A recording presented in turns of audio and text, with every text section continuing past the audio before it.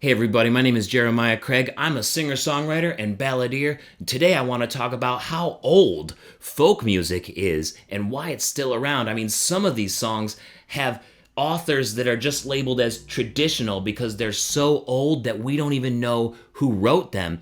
And that brings to mind a question in that, how do we know some of these songs still? How were these ballads passed down? Let's get into it.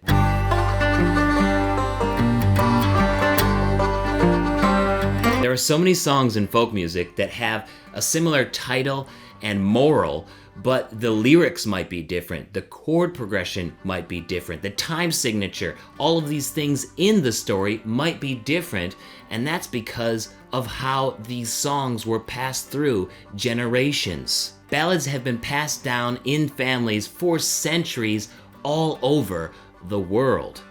And most times they weren't passed down in any formal way, like with a songbook or sheet music. Most times it's just from people in the family playing the music for the younger generation, and then that younger generation learning those same songs.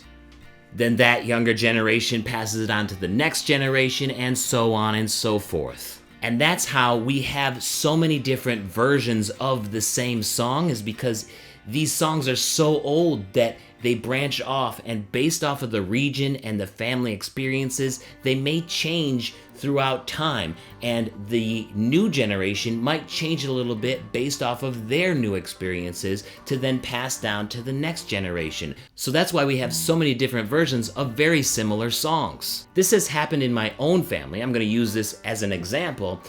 My father would always play music in the house, and he taught us several of the songs that he learned how to play when he was younger. One of those songs is the folk song Darlin' Corey, and when we all started playing it together as a family, me, my brother, and him, we played it like this. Wake up, darling Corey, what makes you sleep so sound? Them revenue officers are coming, gonna tear your still house down. I didn't change any of the lyrics on this song yet, but I did change it around a little bit so that I got a little bit more enjoyment out of playing it on a regular basis. So now I'm going to play my new version of Darlin' Corey, which I've been playing for about 10 years or so. I do it in drop D.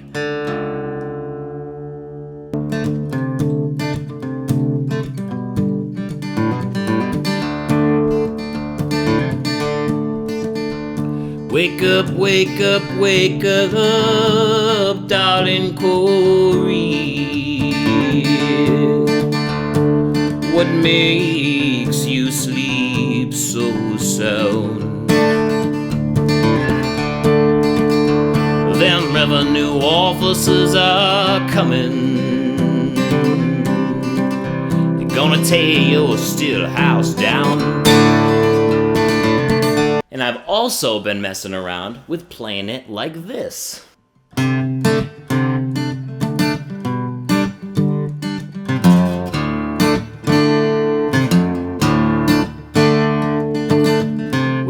Wake up, darling Corey.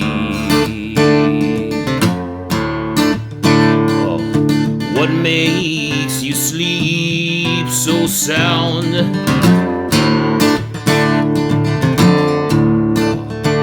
Bad liquor has ruined my body, and pretty women have gone to my head. I haven't changed that song very much from when my dad used to play it. It's still the same lyrics, still the same general feeling. I just like playing around with it because this is allowed in folk music. All of these songs are in the public domain now, which means that anyone can use them freely, and it is folk music tradition to do so, to change things a little bit based off of your surroundings, based off of what is happening, your experiences, or just to be a little bit more individual and still having that family ancestry rooted in the music that you play. So if I was to pass down Darling Corey to the next generation, I would only expect that my relatives in that next generation would take it and form it into their own song, even though it is still rooted in the same topic and theme. And I'm not writing it down or anything. These things are passed down through the generations by ear.